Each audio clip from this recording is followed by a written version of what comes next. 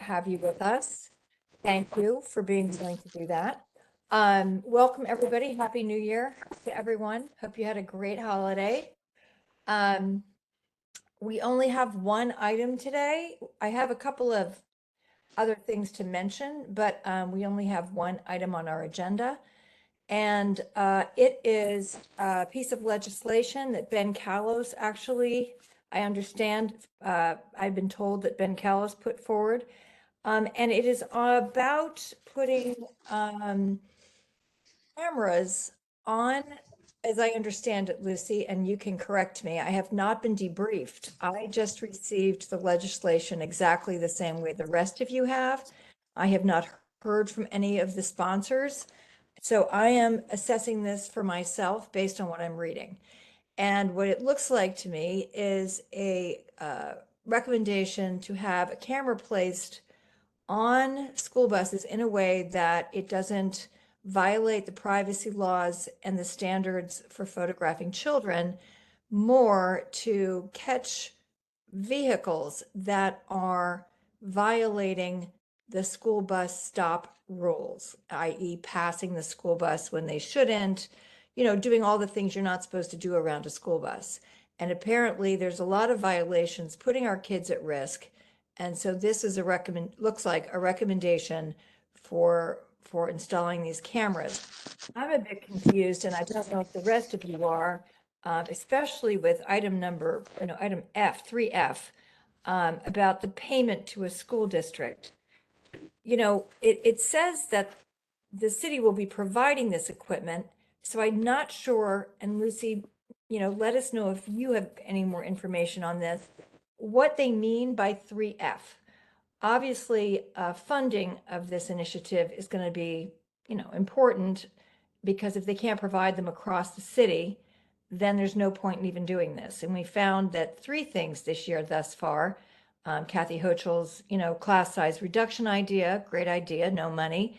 And we continue to hear all these great ideas from our representatives, but we need a funding mechanism for them to work. So that's my, big elephant in the room question on, as I read this thing. And I'll just open it for discussion. And Lucy, if you have any additional info for us on this, how it came to us, and if you have any more understanding of it, please share that with us. The only thing Lucian told me this morning was that it is already in the legislation and that CB6, which I will be more than happy to share their resolution and place it on the screen, is basically telling City Hall, the mayor's office, to enforce it. Okay. So if we could either piggyback and just say, hey, we support CB6, or we can, take chunks out of their information and place it there. So with that being, that's all I have to share. I can share the resolution on the screen, and if people haven't had a chance to read it, they can read it, as I place it up there. You let me know. Sounds great. Let's do that. And yourselves while I find myself for 30 seconds to find it. Hold on. Sure, take your time. Did everyone get it? Right, email? Mm-hmm. Okay. If you didn't, raise your hand and so Lucy can see you. But Sorry, I think Is that large enough, guys? yes. Okay, so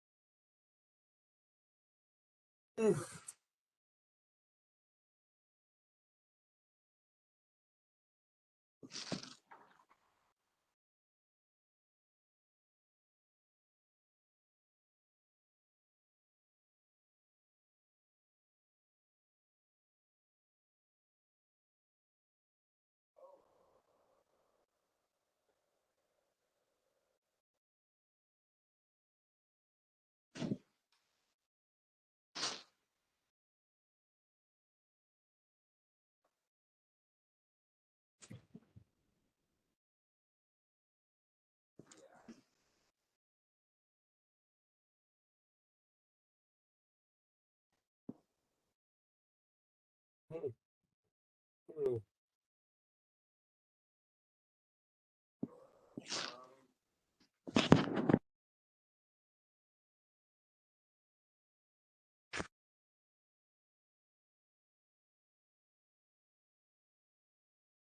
good, Trish, or should I leave it up? Has everybody finished? I'm complete. So I still don't see the funding mechanism.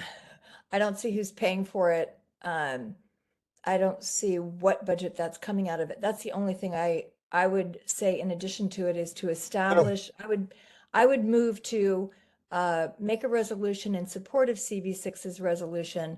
And I would add that we would like the city to commit to a realistic funding stream. So there isn't a start stop with providing this mechanism.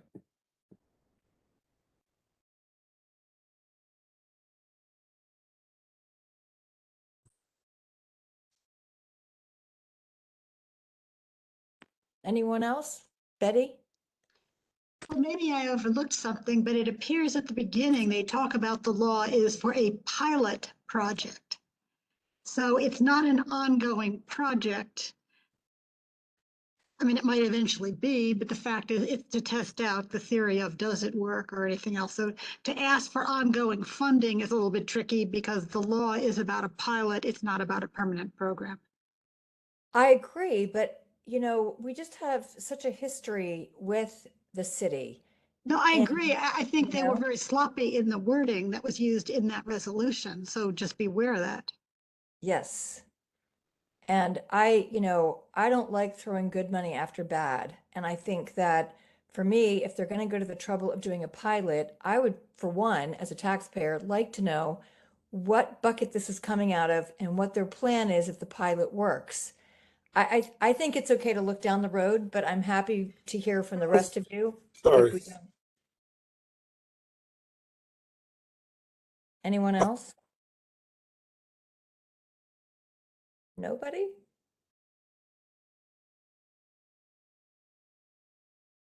Do you all think we need to look down the road? Do you think we should pass it as is? How about a show of hands that feel like we should pass it as is? Pass it as is. Okay. Rosa, you're good? Everybody's good to do it? Okay, Yeah, I'm good as well. Pass it as is. It's fine. okay. Then we can vote to create a resolution right now that supports the CB6 resolution as it is. All those in favor? I need your camera. I- Mor- I Mor- vote yes. I need Okay, I'll- Eric and Morton, I need your camera on and Andrew for 30 seconds. Thank you. Eric, thank you, Morton. Eric, I 30 vote seconds. yes. I need your camera on for 30 seconds. I have everyone. I just need Eric. Sorry to be. There we go. Okay, thank you. Continue, Trish. All right, that's really it. That's our only item tonight. And one of the things I wanted to mention is that it's very unusual for this committee not to be facing some really difficult challenge. And for the first time in 12 years, I want to say, we have an opportunity to bring in other youth items that are not emergencies and for the health and well-being of our kids downtown. So I wanted to invite, especially for, because now as your chair with kids who are leaving this system, they are, freshmen in college, which is one of the reasons Rosa is working with us as a co-chair, is that she is a parent of kids, school-age kids, which is so important for this committee. And she has indeed brought things to us before. And I want to encourage everybody that if something's on your mind, a lot of you are parents, if you see things happening that you would like to bring to the committee, please do. We still have 3 people who continue to postpone. We have Trinity, Wall Street that has that new programming. They have been so overwhelmed, they haven't been able to get here, but they're due to, come. We have several other youth providers that also want to come speak, from Lilac to Church Street to, several of our old and beloved youth providers downtown, and they're scheduled to come as soon as they can. But in the meantime, I know that there's a lot of new youth providers. There's a lot of interesting things happening in our neighborhood. Someone told me there's a new music school that opened recently. We'd love to have them in. So if any of you have heard of them, and if you're working with people that you love and want to support and feel as though they could use our support as a community board that are operating here, please let me know and we can add them. The one ongoing thing we have right now with Harbor School is we're still waiting for the plans for their new building, which will be classrooms, a brand new regulation-sized gym, and competition-sized pool. We are on schedule for that for 2025 for those that are interested, but we still don't have the confirmed plans, and we do not have a signed lease, which is obviously concerning. So we are having ongoing discussions with Governor's Island Trust and the SCA about this issue, and I hope to have something to bring back to you guys soon. I saw an email today from Harbor School asking the SCA when the next meeting could be. So before we meet next in February, I feel sure that we will have met with them and have some news. But that's Trisha, I about. thought Mhm. Yeah, Bob. one interesting bit, not about me, my life is all over the place. I heard that the school at the Seaport, Blue School, was being taken over by Little Red Schoolhouse. And today I saw an ad, someone trying to buy the building. They're selling the building. So I don't know. Does anybody know anything else about that? That's, Little Red's a real entity in this city for many years. Rosa? I don't want to share things that could be wrong, and I could be wrong here, but I do it all the time. I think what I heard was that the Blue School was closing permanently, and that they had worked out some sort of agreement to transfer their remaining student body to Little Red, but Little Red wouldn't be taking over the spot. It's more that the students would be transferring over, which would make sense with the building sale.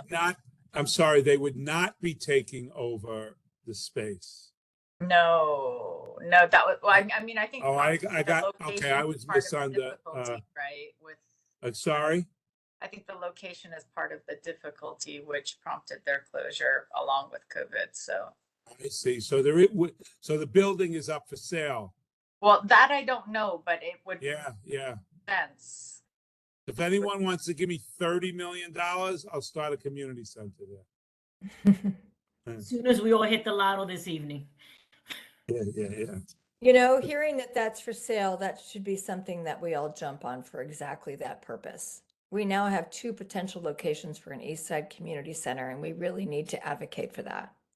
$28 million, Trisha, unless there might be people in the finance industry or attorneys here that know more than me. But $28 million is twice as much money as we built the downtown community center for. $28 million is a lot of money.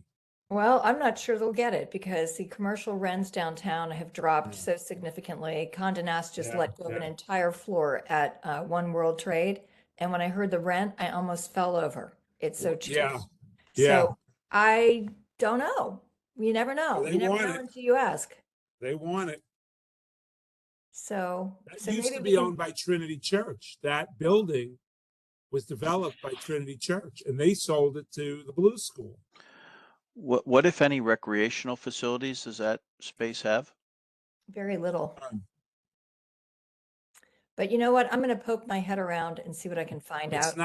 It's not really. And guys, I just want to, since we have a short, I want, I've been talking to a lot of people about, this concept of the community center. And I don't attend the waterfront meetings that much, but I would just put a bee in people's bonnets that it's very expensive to build a community center there. I'm not at all poo-pooing the idea, but one of the things we did on Pier 40 and Pier 25 was that space as it sits now is big enough to put a field on there and with significantly less money. So I hope the people that are trying to do a community center are successful. I've mentioned this to Paul Goldstein, but in the short term, we might get a EDC, and it won't be me because I'm conflicted. I got the community center and all that, but and a founder of Little League, but you could get EDC to show some goodwill because they really developed the Seaport area. They might be willing to show some goodwill and develop that as a temporary measure, or until they decide what to do. And it probably would be significantly less than 28 million. I don't know if the piles underneath it have to be that repaired, but I just want to put that out there in the universe. Well, I'll definitely poke around and see what I can find out for next Yeah, month. poke around. That's all you can do. Poke around. Okay. I will. Anyone else have anything to bring? Any ideas that we can pursue for next month? All's well. I did have a little bit to report on high school.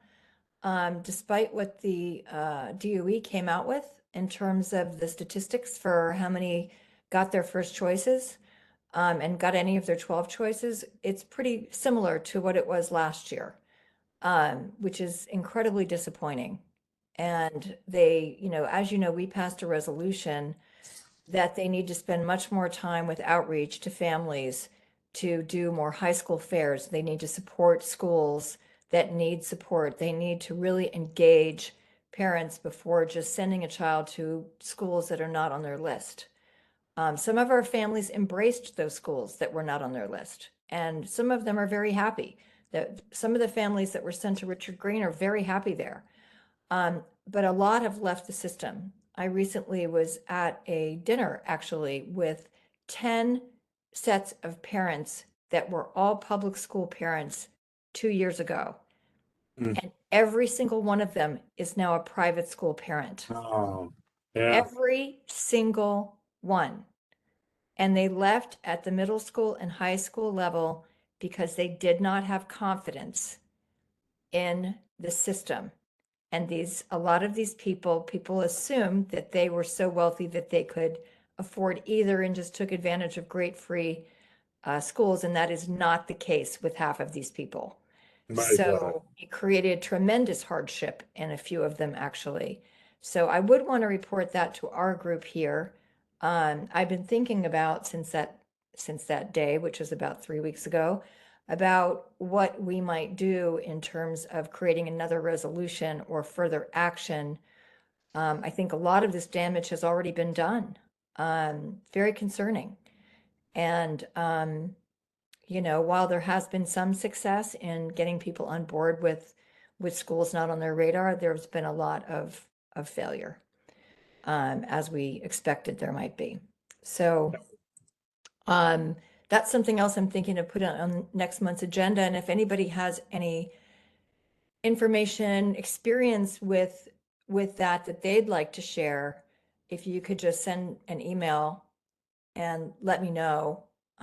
Because again, I'm going to need, some feedback from the parents on this committee to continue generating our agenda items.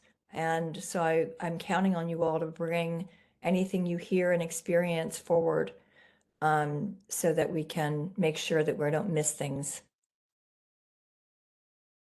It's Darren. I have a question, or here's another suggestion. Perhaps it's a report from the local elementary schools. I know I'm still on the DOE's pre-K and kindergarten application thing. My daughter's second grade, so she doesn't apply for that anymore. But once these deadlines pass and we get the information, can we get a report from the schools, the local elementary schools, about what the application looked like, how it compared to, the year prior, just and get an idea of pipeline and school seat needs, things like that. Is that something they could do before the end of the year? Uh, March or whenever these things go final? you mean a copy of what the kindergarten application for the fall will look like? Yeah, I guess, yeah, something like that, like get a report from the 4 or 5 local schools here to say, hey, applications were up or down or flat for the last year prior, and just be interesting to know. Yeah, I can definitely follow up with that.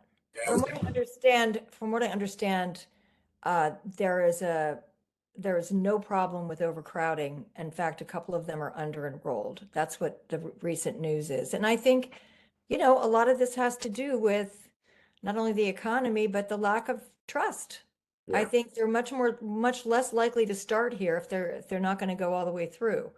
But it'll be interesting, and I think you're right, Darren, that I can reach out to the parent coordinators and see if, just take a pulse of why they might be under enrolled, if they have opinions on it. And what their yield changes was in terms of how many seats were offered and how many showed up. They got that information by early November, so they should have it on. So And they'll have this year's class, like the total enrollment and matriculation, right? And next year, for next year's incoming class, they'll at least have how many applied. Right. Okay, good. We can definitely look into that. That could be interesting and tell us something. Well, on some good news, where my son is, a lot of kids did leave for private schools, and actually they're buyer's remorse. Some of them are trying to come back. And there are some, because what has been happening with the school system the DOE has been ridiculous. So some of them are trying to come back, and the schools do have the space, and they're trying to see who they can fit back in. So that I've seen, actually, I know personally 3 or 4. That's great to hear. And I would say that I've been hearing from some parents that I've been reaching out to that with middle school and the lottery system and everything else, there's so much uncertainty about things. So it is actually exactly what you're talking about, Tricia, which is that parents are leaving because in absence of some sense of known entity when it gets to middle and high school, and feeling like high school especially is very questionable or unreliable, they are choosing to leave because that process takes a little bit longer when you're going private. They're doing that now, which is concerning and saddening. It is. So I'll try to see what kind of statistics we can get for next month, and then we'll see if we have the makings of a resolution. It seems like there's a lot of critical thinking going on at the Department of Education.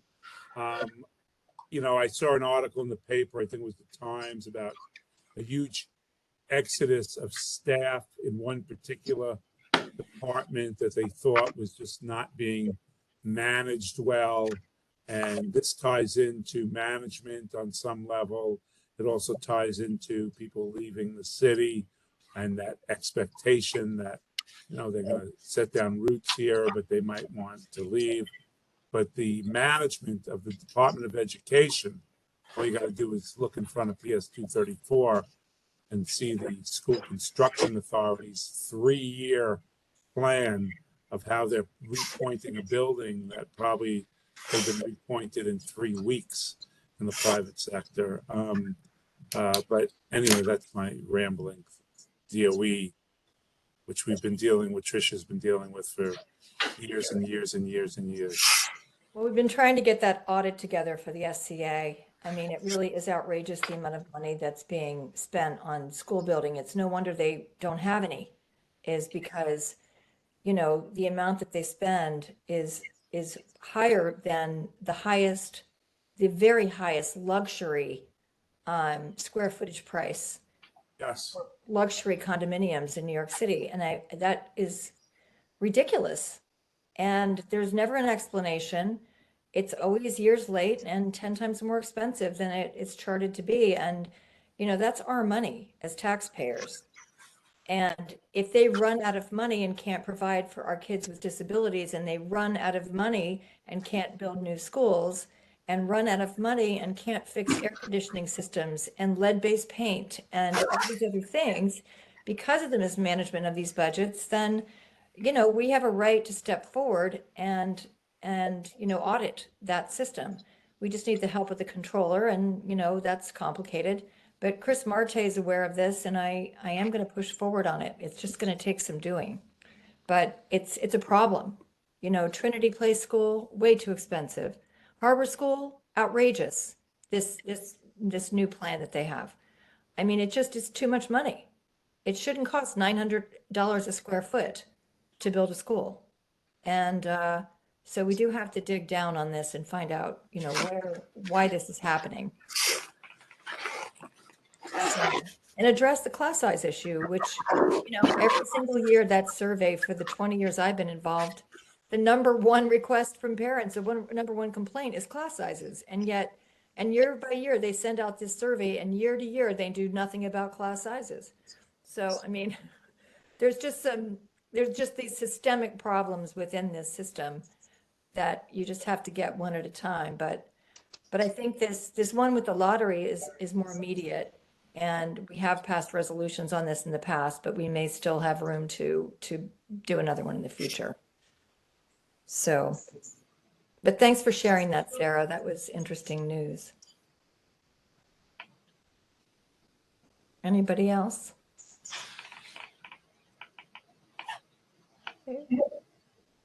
Okay, great. Well then, unless anyone has any new business, we passed our resolution and we can adjourn for the evening. Thank you. Thank you very much. Thank All right, you. everybody. Thank you. Bye-bye. Night. See you later. Night. Good night.